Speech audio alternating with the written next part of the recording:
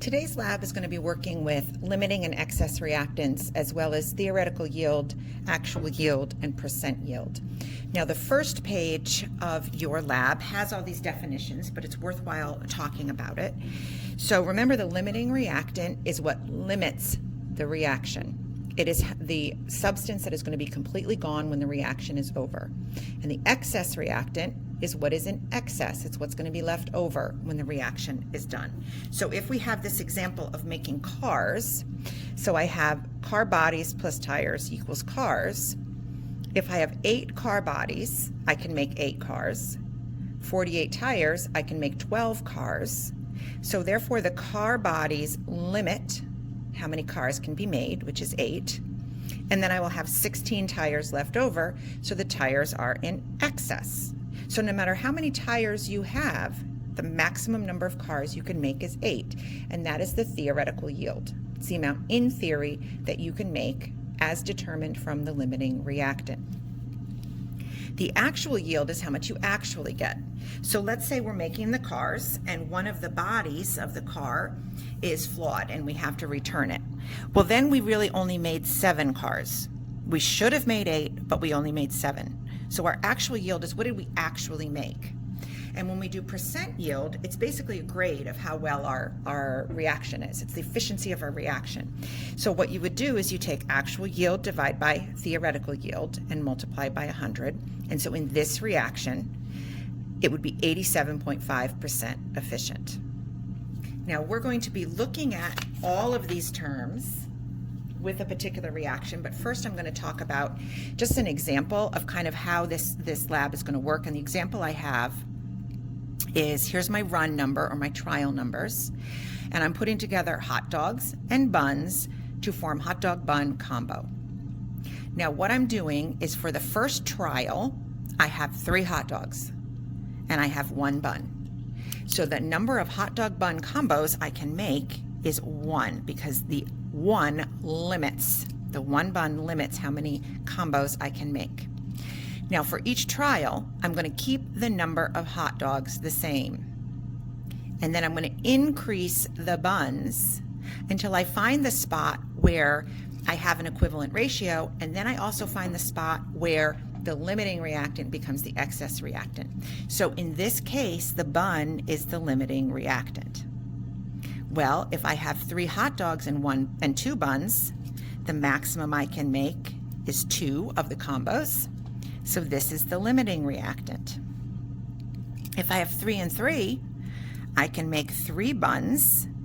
This is the optimum ratio because I have nothing left over. They're both the limiting reactants. Okay? Now when I switch over, I have 3 hot dogs and 4 buns. The maximum I can make is 3, because now this has switched over to be my limiting reactant.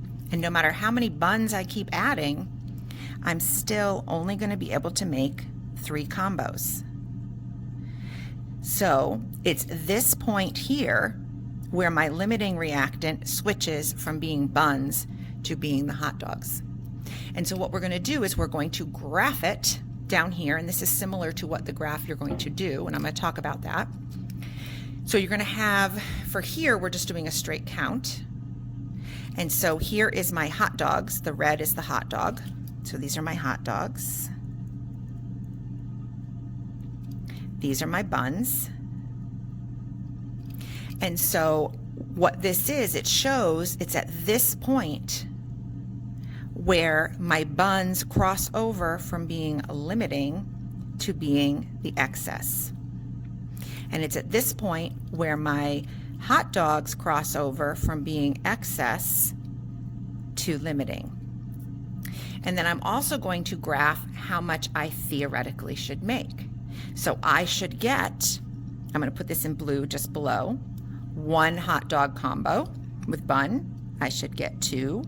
I should get 3, 3, 3, and 3.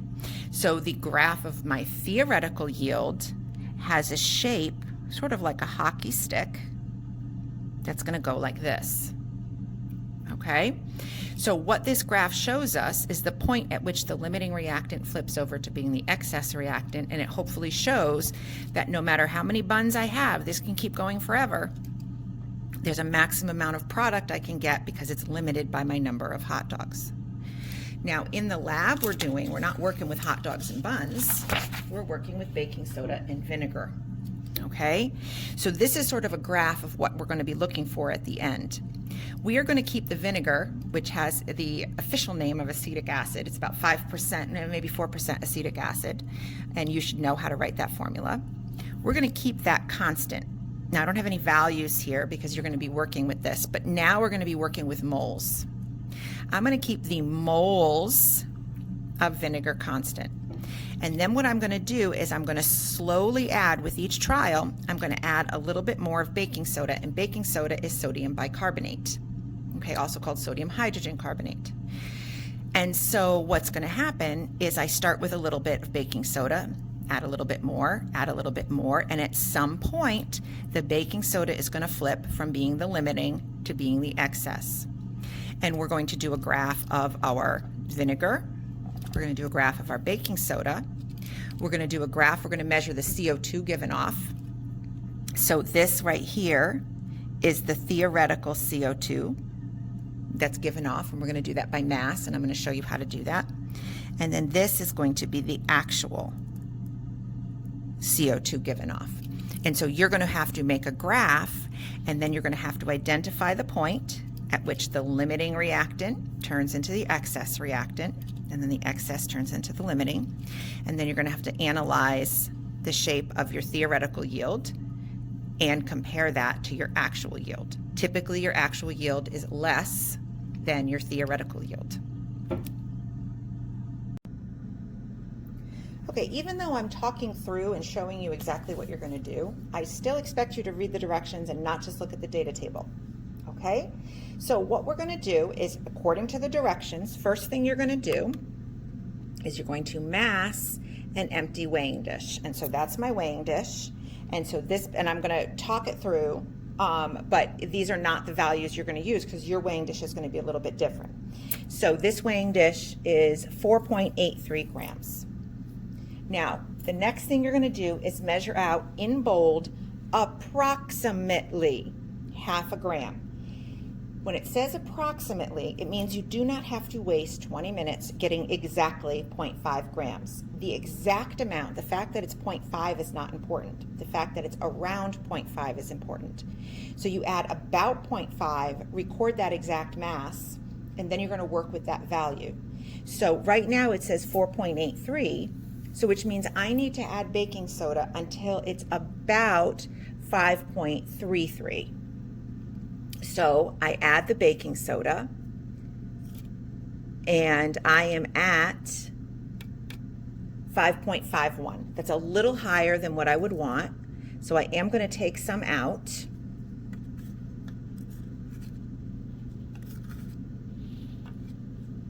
All right, it's at 5.42. Okay, 5.42 is about 5 grams, so it's probably going to be around 0.6 grams. That's okay. Do not waste time trying to get exactly that amount for the baking soda. Now for this trial, it's going to be about 0.5 grams, and then you're going to increase that for each trial. Trial 2, you're going to do about 1 gram. Trial 3, about 1.5 grams. Trial 4, about 2 grams. Then 2.5, and then 3. So for each trial, you're upping it by about half a gram. But do not waste time getting that exact amount. I'm going to take this, I'm going to put it aside. Now I'm going to mass a beaker.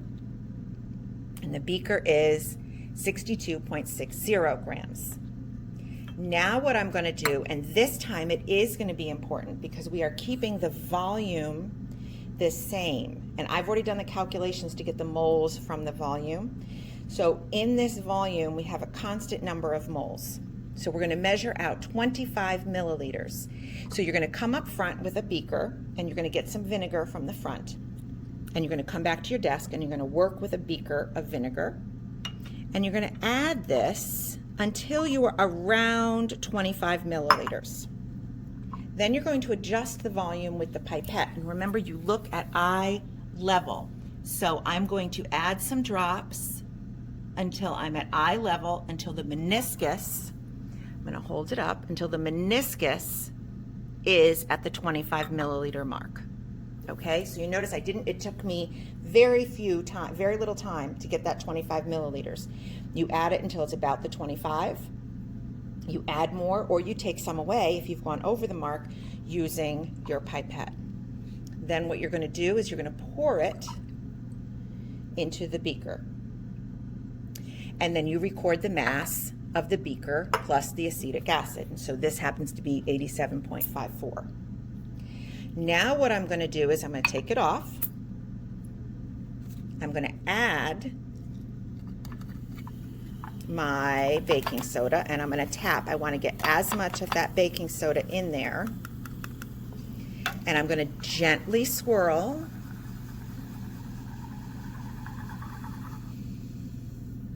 And you want it to go until the reaction is done, until you hear no bubbles, until it looks like it's obviously completely done.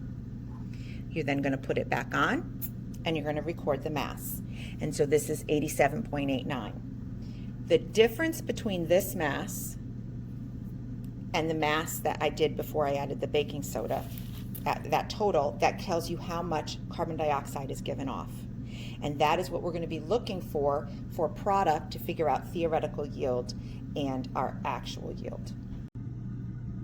Okay, before I go through the sample calculations, one thing I didn't note in the prior video when I was working with the equipment, when you are done with that first trial, everything can go right down the drain. It's just baking soda and vinegar. You rinse out your beaker, you dry it with paper towel, and then you start over again. And you need to remass the beaker as well as the weighing dish every single time, because the masses could change, because there could be something stuck to it, or there could be a whole bunch of reasons. So you have to remass everything. Do not assume that the mass of the beaker is constant or the mass of the dish is constant. All right, so for the calculations, it actually shows you how to do everything right here when it says which columns to subtract and which to add, etc. So the first thing I want to do is I want to get the mass of the acetic acid. So it says column B minus column A. So it's 87.54 minus 62.6, so I get 24.94 grams. Okay? Now to get the mass of the sodium bicarb, column D minus column C. So 5.42 minus 4.83, which is 0.59 grams. Now the total mass of the reactants is this plus this equals 25.53 grams. Now that represents the total mass of the products of the vinegar and the baking soda without the beaker.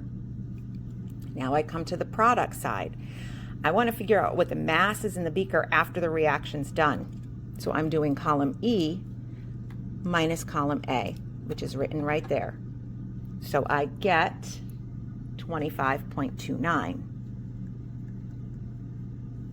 grams.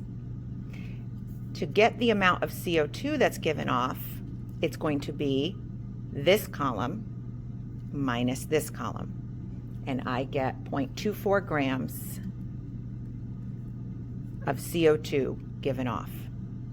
Now on the next page, so we come over here, what I'm going to need to do is I convert this mass here into moles, and I'm not going to tell you how to do that because you should know how.